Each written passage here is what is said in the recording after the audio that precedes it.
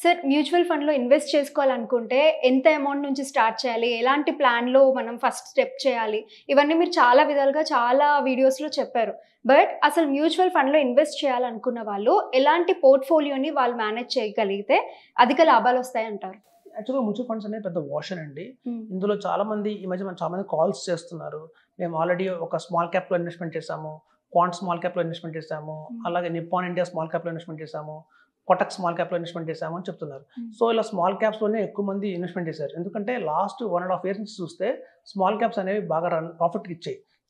ఎందుకంటే 50% రిటర్న్ ఇచ్చిన small cap funds ఉన్నాయి. హ్మ్. 20%, 30% రిటర్న్ ఇచ్చిన స్మాల్ క్యాప్ ఫండ్స్ ఉన్నాయి. సో, ఇప్పుడు ఒక ట్రెండ్ అండి. ఎప్పుడైనా ఒక గుర్తుంచుకోండి, మార్కెట్ సైకిల్ ఉంటుంది. ఒక 7 ఇయర్స్ సైకిల్‌లో కొన్ని టైంలో స్మాల్ క్యాప్ బాగా పనిచేస్తుంది.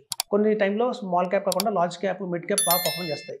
సో, మన మొత్తం స్మాల్ క్యాప్‌లో పెడితే ఏమవుతుందంటేనండి, ఏదైనా మార్కెట్ పెద్ద కరెక్షన్ వచ్చినప్పుడు ముందు పడే స్మాల్ క్యాపే పడిపోతాయి. సో, కాబట్టి రిటర్న్స్ అన్ని మనం చూస్తుండగానే మళ్ళీ మనకి 20% రిటర్న్ కాస్త -20, -10కి వెళ్ళే అవకాశం కూడా ఉంది. సో, హ్మ్. కాబట్టి ఏంటంటే మొత్తం తీసుకెళ్ళి ఒక్క పర్టిక్యులర్ స్మాల్ క్యాప్‌లో కాకుండా స్ప్లిట్ చేస్తే, అంటే సపోజ్ ఒక రూ. 5,000 ఎస్ఐపి వేద్దాం అనుకుంటున్నారు. లేదా రూ. 10,000 ఎస్ఐపి వేద్దాం అనుకుంటున్నారు. 10,000 ఎస్ఐపి వేద్దాం అనుకుంటున్నారంటే 2,000 కింద 5 ఫండ్స్‌లో ఇన్వెస్ట్ చేసుకోవాలి. సో, 5 ఫండ్స్‌లో ఎలా ఉండాలంటే ఒకటి లార్జ్ అండ్ మిడ్ క్యాప్‌లో ఉండాలి. కంపల్సరీగా లార్జ్ అండ్ మిడ్ క్యాప్ ఒకటి తీసుకోవాలి. అలాగే ఒక మిడ్ క్యాప్ ఫండ్ తీసుకోవాలి. ఒక స్మాల్ క్యాప్ ఫండ్ తీసుకోవాలి. ఒక కాంట్రా ఫండ్ తీసుకోవాలి. ఒకటి ఫ్లెక్సీ క్యాప్ కానీ, మల్టీ క్యాప్ కానీ తీసుకోవాలి. సో, ఇట్లా మీకు లార్జ్ అండ్ మిడ్ క్యాప్, ఒక స్మాల్ క్యాప్, ఒక మిడ్ క్యాప్, ఒక ఫ్లెక్సీ క్యాప్, ఒక కాంట్రా, ఇట్లా 5 కనుక ఉంటే మన పోర్ట్‌ఫోలియో ఏమవుతుందంటే ఈ 7 ఇయర్స్ హారిజాన్‌లో ఏమవుతుందంటే కొన్ని టైమ్స్‌లో మిడ్ క్యాప్ పనిచేస్తుంది. కొన్ని టైమ్‌లో లార్జ్ క్యాప్ పర్ఫార్మ్ చేస్తుంది. కొన్ని టైమ్‌లో స్మాల్ క్యాప్ పర్ఫార్మ్ చేస్తుంది. ఇట్లా మీకు అన్నీ కలిసి ఉంటే గనక మన పోర్ట్‌ఫోలియోకి కొంచెం బ్యాలెన్స్‌డ్‌గా ఉంటుంది. సో, మనం ఎప్పుడు కూడా 20%, 30% చేజ్ చేయకూడదు. నాకు 30% రిటర్న్ రావాలి, 40% రిటర్న్ రావాలి కాబట్టి రిటర్న్ కాల్ చేజ్ చేస్తే ఉన్నదర పోతుంది. లాస్‌లో అవుతాం. సో, మనకేంటంటే 15% చాలు. 15% రిటర్న్ వచ్చింది అంటే కన్సిస్టెంట్‌గా ఎవ్రీ ఇయర్ ఆన్ ఇయర్ వచ్చిందంటే గనక ఒకవేళ మార్కెట్ కొంచెం డౌన్ అయినా కూడా ఈ పోర్ట్‌ఫోలియో అంత డౌన్ అవ్వదు. ఎందుకంటే ఇందులో ప్రొటెక్ట్ చేయడానికి లార్జ్ క్యాప్, ఫ్లెక్సీ క్యాప్ అన్నీ ఉన్నాయి కాబట్టి ప్రొటెక్షన్ ఉంటుంది. సో, మన ప్రొటెక్షన్ ఉండాలి. రిస్క్, రిటర్న్ 2 కళ్ళలా చూసుకోవాలండి. హ్మ్. రిస్క్ ఒక కన్ను అయితే రిటర్న్ ఒక కన్ను అనుకోవాలి. సో, కాబట్టి ఒక ఫ్లెక్సీ క్యాప్‌లో మనకి 14% రిటర్నే వస్తుంది. లార్జ్ క్యాప్‌లో 8% రిటర్నే వస్తుంది కదా అని చెప్పి మనం దాన్ని తక్కువ అంచనా వేయకూడదు. మార్కెట్ పడినప్పుడు ఇవి కొంచెం సపోర్ట్ ఉంటాయన్నమాట.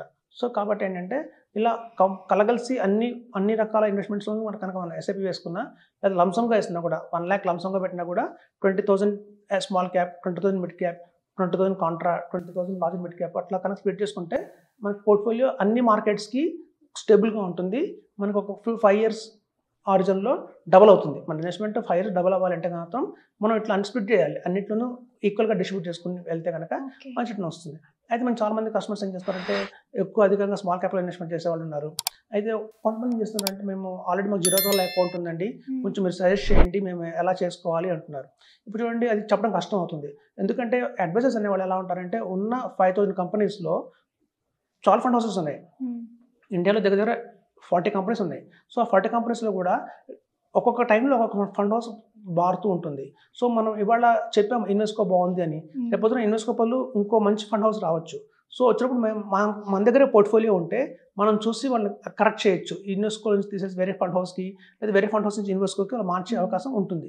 మనం అలా చెప్పి వదిలేసామనుకోండి, మనం మళ్ళీ దాన్ని ట్రాక్ చేయకపోతే గనక మనం కరెక్ట్‌గా జస్టిఫై చేసిన వాళ్ళం కాము. సో, కాబట్టి ఏంటంటే ఇప్పుడు కొంచెం ఉదాహరణ చెప్తాను. సో, అపోలోలో ఎవరైనా అడ్మిట్ అయ్యారనుకోండి. సపోజ్ ఒక పేషెంట్ అపోలో అడ్మిట్ అయ్యాడు. అపోలోలో అడ్మిట్ అయిన పేషెంట్ మనం యశోద హాస్పిటల్ డాక్టర్ ఫోన్ చేసి నేను ఏ ట్రీట్మెంట్ తీసుకోవాలి అని అడగకూడదు. చెప్పలేరు కూడా. మన ట్రీట్మెంట్ ఏమో అపోలోలో జరుగుతుంది. డాక్టర్ ఏమో యశోద హాస్పిటల్‌లో ఉన్నాడు అనుకోండి. ఆయన తెలీదు కదా అక్కడ ఏం మెడిసిన్స్ ఇవ్వాలి అని. సో, ఇది కూడా అలాగుంటదే. మనం ఏ ప్లాట్‌ఫార్మ్‌లో ఉన్నామో ఆ ప్లాట్‌ఫార్మ్‌లో సంబంధించిన అడ్వైజర్‌ని అడగాలి. మీరు జిరోదాలో ఉంటే జిరోదా అడ్వైజర్‌ని కనుక్కొని మనం ఇన్వెస్ట్‌మెంట్ చేయాలి.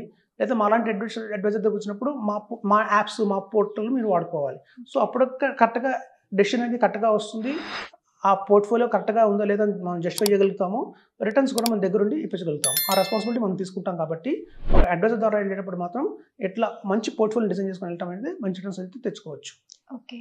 సో, ఒక పోర్ట్‌ఫోలియో అనేది డిజైన్ చేసుకోవడం ఎంత ఇంపార్టెంట్ అనేది పర్సన్‌కి అర్థం అవ్వాలి ఫస్ట్. యాహ్! చాలా బాగా చెప్పారు sir. Thank you. Thank you.